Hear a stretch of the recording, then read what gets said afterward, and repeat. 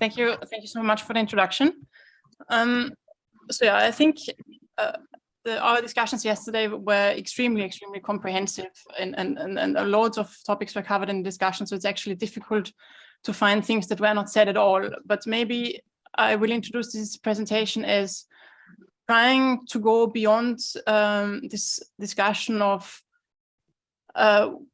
how we deal with internalizing costs via the tax system, how we can raise public funds and push it further to this discussion in terms of how can we actually use the tax system as opportunity to drive this decarbonization agenda further, and not only the decarbonization agenda, but really building sustainable transport systems overall. So in the first part of the presentations of the presentation, we'll show you how the fuel tax revenue falls short, obviously, over the coming decades, given the electrification of the fleets that is foreseeable. And we will explore what it depends on and how this may differ across the countries. In a second part of the presentation, we will then go into the specific case study of Slovenia, which is a study that we have carried out, Luisa and I, together a few years ago, that was upon the request of Slovenia, that raised fairly early on, compared to other countries, that something has to be done with the tax system, because they could already see the shortfall of taxes and they were getting quite worried about this. And Luisa will show then tax simulations that show how tax revenue shortfall could be balanced with distance-based charges, especially. And then we will go beyond this because, as said, we do want to mention a bit, or do want to discuss a bit further how the tax system could make use of this opportunity to actually drive the decarbonization agenda further. On this first slide, I just want to show basically that obviously we have different excise taxes across countries, we have different sales taxes across countries, and they differ between gasoline, diesel, and electricity. And this, especially this ratio, the difference between excise tax and sales tax across the conventional fuels and electricity will determine to a big degree how quickly we see the tax revenue shortfall in the different countries. That this will obviously be happening is not a question anymore. We are all very much aware. Now, on this slide, more to how quickly this will actually happen. So obviously, it will depend on the share of new vehicles in the new car sales and how quickly this will happen. So the left graph of the two shows a scenario where 100% EV sales happen already in 2030. So obviously the curves are steeper compared to the right-hand side curves, where we assume 100% electric vehicle fleet penetration in 2050 only. So now let's talk about the other parameters that are relevant. It also depends on how efficient electric vehicles are compared to the existing conventional vehicles. Obviously, if you have a very inefficient fleet, be it because you have very old vehicles or be it because you have only SUVs driving on the roads, you will see a much quicker tax revenue shortfall because the electric vehicles will on average be much more efficient than in a scenario where you already have fairly efficient combustion engine vehicles. So this would be, for example, the bandwidth of this yellow band. The upper band means that you have a fairly efficient vehicle fleet, and therefore you lose revenues not so quickly. If you have a very inefficient vehicle fleet, you will go to the lower line and lose your revenue much faster. The third parameter is how much tax is collected per unit of energy. So here we use the per kilowatt hour of electricity versus per kilowatt hour of fuel ratio that I introduced just before. And you can actually see at the bottom of this table that the ratio typically, at least in the European countries, is between 0 and 1, meaning that on a per unit basis, electricity is obviously charged much less than, it is taxed much less than petrol. Therefore, given that this ratio is between 0 and 1, most countries will lie between this red line and this blue lines, meaning that, again, tax revenue shortfall will actually come quite quickly, especially given that we have to focus on this lower part of the graphs. We would be on the red line if electricity were taxed 0. This would be the worst scenario for countries, so to say. Then it's just the quickest shortfall that we can see. So to summarize, the quickest shortfall we would see if we penetrate electric vehicles very quickly, if we have low taxation or no taxation on electricity for transport use, and if my existing fleet is currently very inefficient and I therefore have high fuel tax incomes. Then obviously it will also depend on my vehicle fleet and how it grows over time, or if it even declines. If you have a growing vehicle fleet, which we can expect in some emerging countries potentially, then this shortfall will also be slowed down over time because you have additional revenues coming, thanks because there is more vehicle stock driving more vehicle activity on the roads. Good, then now obviously this tax revenue shortfall will put stress on government budgets. And also the problem is that if we have the lower driving costs of electric vehicles, this can result in stimulating the adoption, but not only in the adoption, but also heavy use of these electric vehicles, which is contradicting to our objectives of achieving sustainable transport systems. So obviously somehow this should be counterbalanced. So it's not only about making sure that we somehow raise the revenue for revenue raising reasons or to raise public funds, but it's also trying to find a way that we do not encourage heavy use of electric vehicles, given that the per kilometer charge is actually very low given current tax systems. So governments really need to find the right balance between avoiding the increases in vehicle use while maintaining or maybe even increasing the incentives to switch to electric vehicles and limiting social equity impacts. So to really be sure that we have a transition to a zero carbon economy that is inclusive and just for all, as we are all talking about. Now, for the ones that are not so well versed in this topic, they would think that the best solution or the quick fix solution is to increase the taxation of electricity. I think we are here aware that this may not be the best solution, and there are many reasons for this.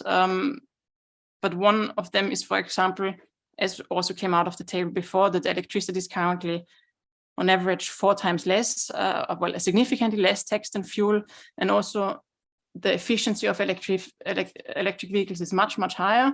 So therefore, you really would have to multiply by 4 or 5 the tax you currently levy on electricity to counterbalance what you lose on the fuel tax revenue. So this would be much too high, and obviously electricity is used for many purposes, not just transport. So there would be a problem to bluntly tax electricity across all sectors. Okay, now to the specific case study of Slovenia. Press again. As said, this was now something that happened a few years ago. Slovenia approached actually the Center for Tax Policy, Luisa's team, to help them see what they could do in order to avoid a tax revenue shortfall, because in Slovenia, fuel tax revenues make up around 15 or even more than 15% of overall tax revenue. So they obviously foresaw that this will be a problem. So we developed then a tool which retraced very precisely how the vehicle fleet will evolve over time and how quickly this revenue shortfall will happen. Now, this is 3 years old, which doesn't seem like a long time, or maybe it does. I don't know. I think it's not a long time. It doesn't feel like a long time, but you will see that some of the assumptions are probably quite outdated by now, given the rapid, well, evolvement about considerations around electric cars in the past years. The interesting thing when working with Slovenia was that usually you will all be aware of, or you will all have this in your everyday life, that you usually work with subsets of data, and then you have to do some weighting and calibrating and so on to be sure you reflect the whole vehicle fleet. Slovenia is a small enough country that Jay just gave us the vehicle registry of the whole country and all the charges that they, the revenues that they made on every single vehicle. So it was, as an analyst, a pleasure to work with this kind of data, because you didn't have to bother with any weighting or so. You could really just work with the full data set, which was very interesting. So in our model, we considered the tax bases of fuel use, vehicle stocks, and distances driven, which are the three tax bases that they had or still have in place to charge vehicles and their use in Slovenia.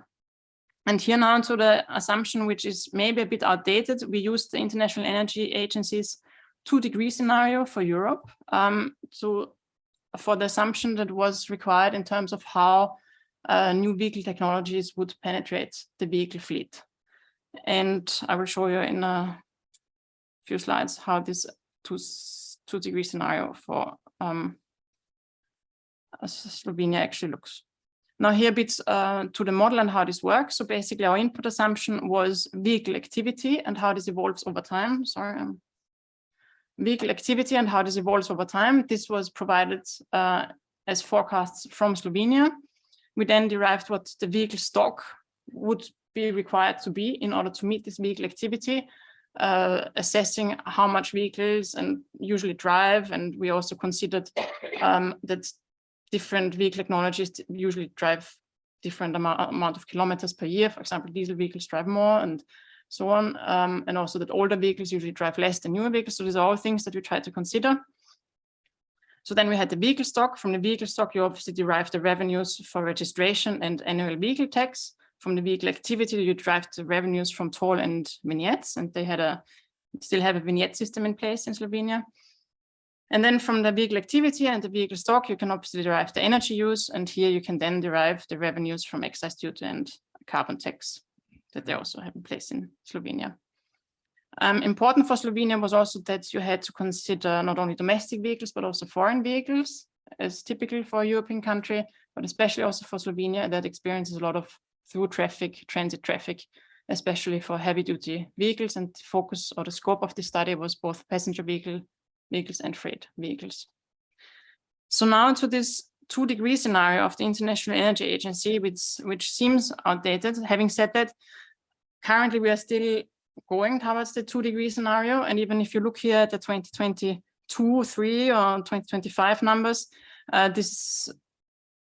we have not met yet even this 2-degree scenario by the IEA, whereas we should actually be on the path of 1.5 degrees, obviously.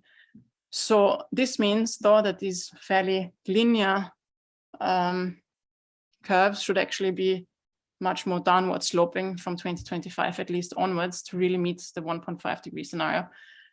But so this just telling you that this is hopefully a conservative assumption in terms of how clean vehicles are taken up in the fleet and therefore how the tax revenue shortfall will look.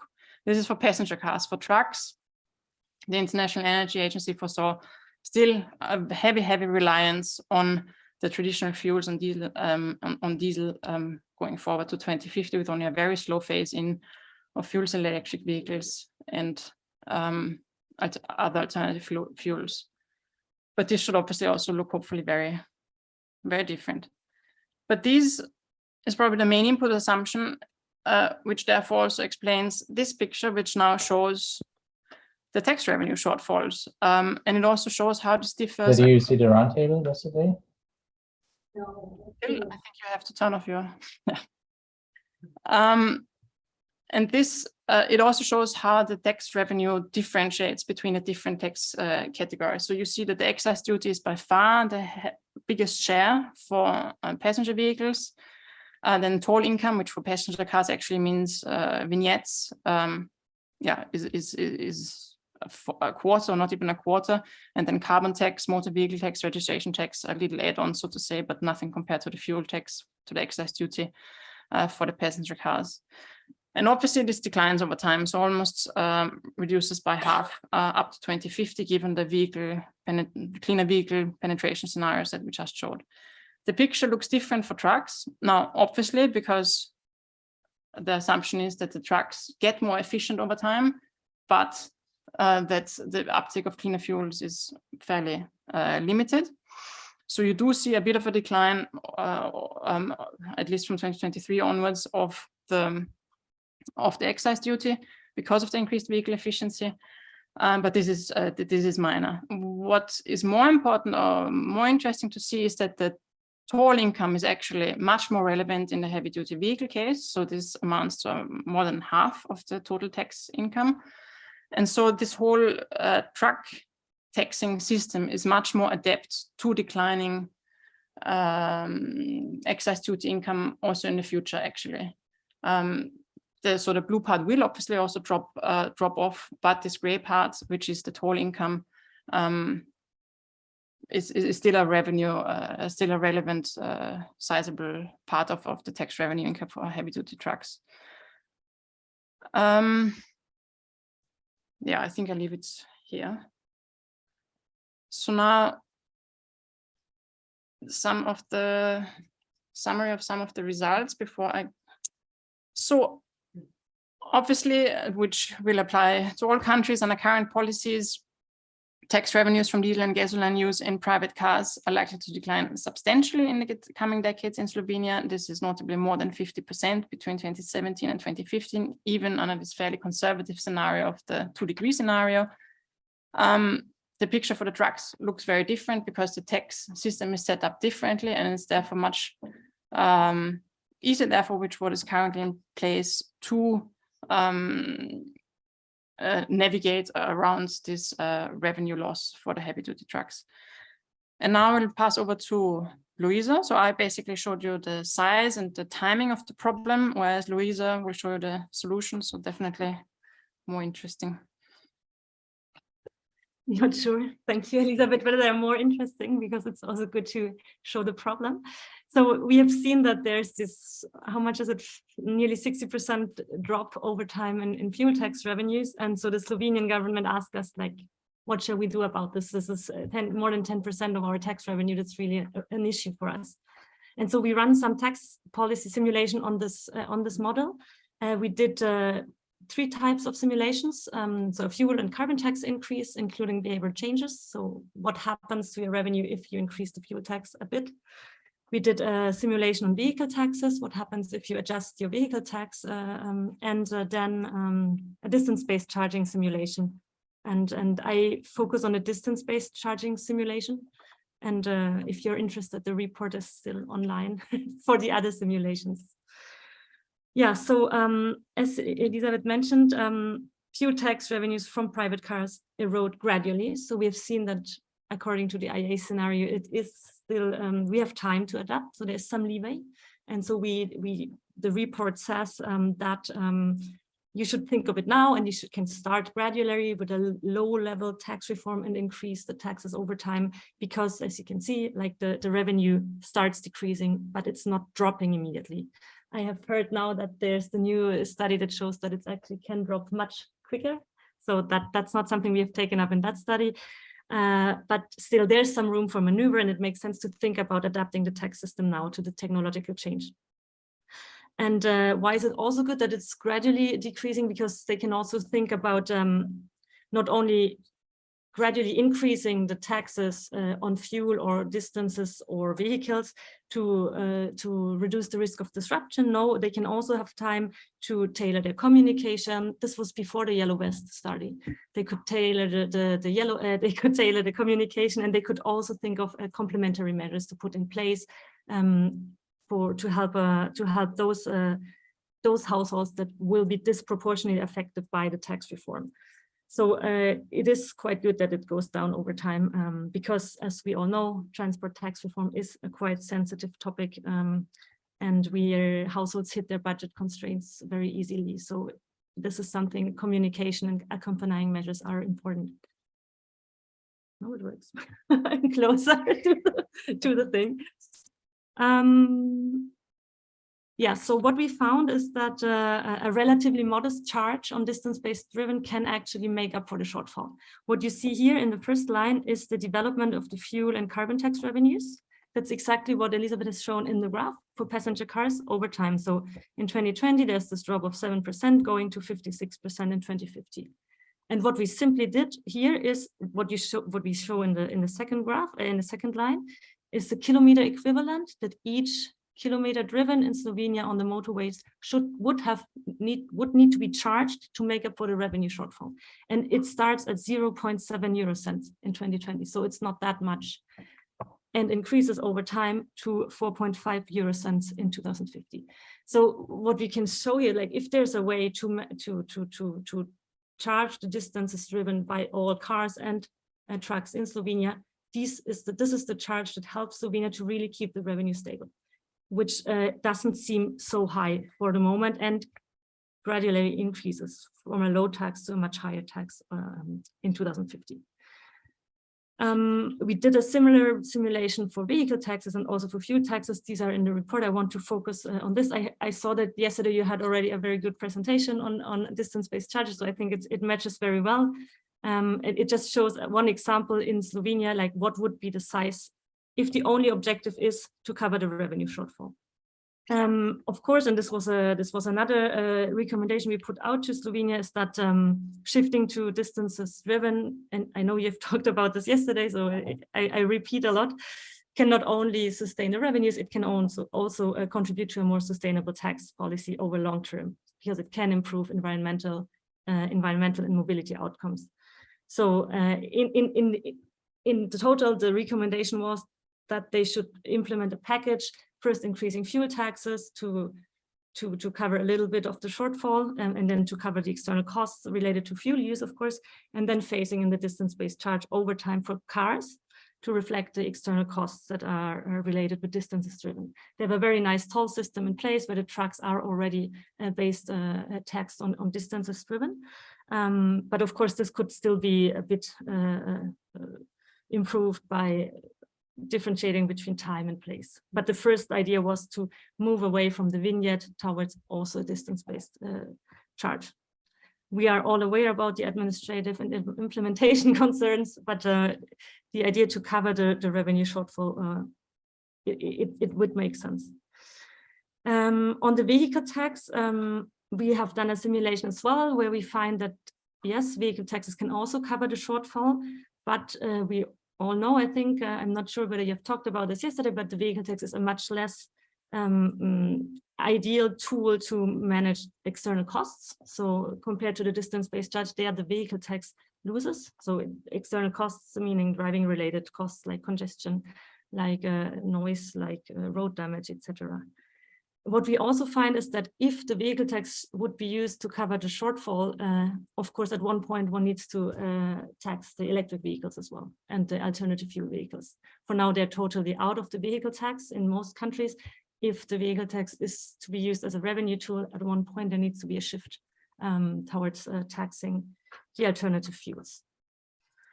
And as a summary, we had put together, so in 2019, the contribution of the different tax types to the different policy objectives, which was long-run revenue stability. This was the foremost objective that was put out by the Slovenian government at that point.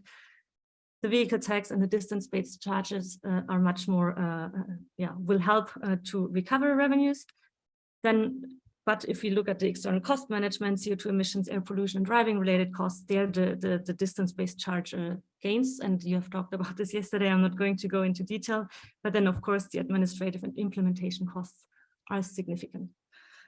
Yeah, so that is a little bit what we did in 2019 for the Slovenia case. I think there's currently some developments that we need to think of, and I would just put them out for discussion, because as Elisabeth said, it seems like an old study. There was so much happening in between that I think we should talk about other policy considerations beyond revenue. Sustaining revenues is not the only objective, of course, of road transport taxation, and I just want to put out 3 points here. So what are other policy objectives? Revenue raising, of course. Then there's the management of external costs, climate change, pollution, congestion. There's the car dependence, but also we have distributional concerns. I think you have talked about this yesterday. I have some more slides on that. Why do I mention it? Because tax policy can contribute to all of these objectives, and we need to think of how and why and where and to what extent. So I think there's 3 points I want to make. There's the distributional consequences.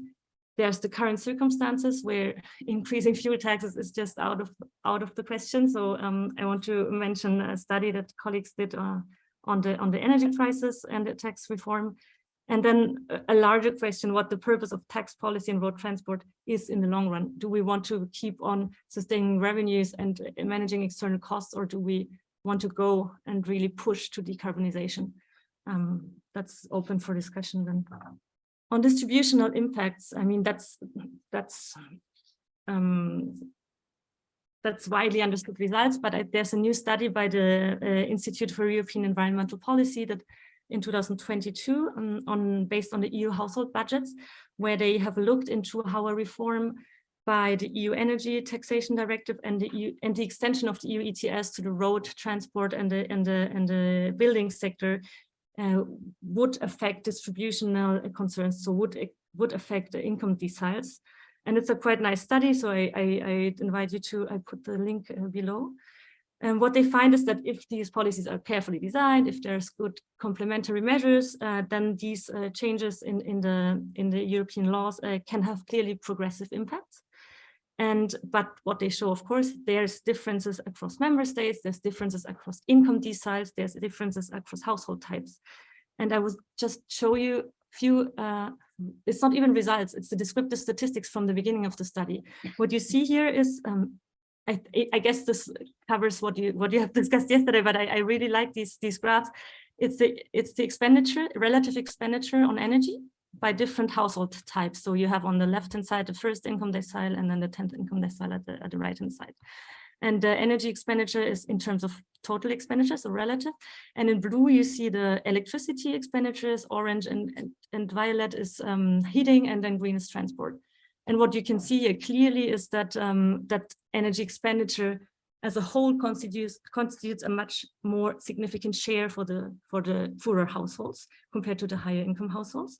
And what you also see is that the transport fuels, so the expenditure on transport fuels, is very important for the middle income households. Actually, that's a widely understood result. We know this already. What the study does as well, and that's very nice, I think, is they then go one step further and look at other household dimensions, not only income. They look in the income deciles here, also whether the households live in a rural or an urban area or intermediate area. And I think that's quite nice, because what you see here is that actually in some cases, households, location is much more important for relative expenditure than income. So when you look at these deciles 4, 5, and 6, the expenditure for energy is relatively in rural areas, is much more important in rural areas than, for example, the urban first decile. So we really need to think of not only looking at income, but also at these different dimensions. Location is one. They also do they also show the descriptive statistics for size of household, whether the household is an owner of their home or a renter. So it's quite interesting, I think, because in the end, for some households, these factors other than income matter more than income for their energy consumption and the relative expenditures. And that's something we have to keep in mind also when we think of, I mean, we didn't look at distributional effects in the Slovenia study, but that would have been actually very nice. I don't want to forget my colleagues who did a very similar study in 2015. So they also looked at how fuel taxes actually and fuel tax expenditures affect different income deciles, and they find the same, that households that live in a dense area have much less, so this is on the left-hand side, have much less relative expenditures on transport fuels. I think this is the graph for transport fuels, yes, than the ones that live in a sparsely populated area. Okay, so we know now income is an issue, other household dimensions have an effect on expenditures, but what can we do now in particular in the current energy crisis? And there I pick again from colleagues who put out a policy document on why governments should target support during the energy price crisis. And Elisabeth has mentioned that we still have the goal in mind, to carbon neutrality in road transport. to help reduce the dependence on fossil fuels. And what my colleagues, the hypothesis that they put out there in this paper is that it can only succeed if policies ensure affordable access to low in carbon options. And this is key. This is a much more important measure for the moment than to sustain the revenues, actually. The 3 points they make in the study is that there's a lot of measures out there now that act to lower or cap the price on energy. These are simple to introduce, of course. They're simple to communicate. They please everyone in general, but they're not targeted. They weaken the incentive to reduce energy use when supply is tight, and we should really not forget about this. Giving away all these cash transfers to everyone is probably not the most targeted use of revenues, and we have seen which are the households that suffer most and have the most expenditures on energy. And the suggestions that governments should shift to more targeted measures, including through increased use of income support, direct payments to low-income households. This can happen through the existing transfer and social welfare system, but not only income. And that's what the other study has shown. Targeting support should go beyond these income criteria. It is difficult, of course, administratively, but we have seen that there are other factors than income determine actually the vulnerability of a household. And this is location, housing quality, household composition, household size.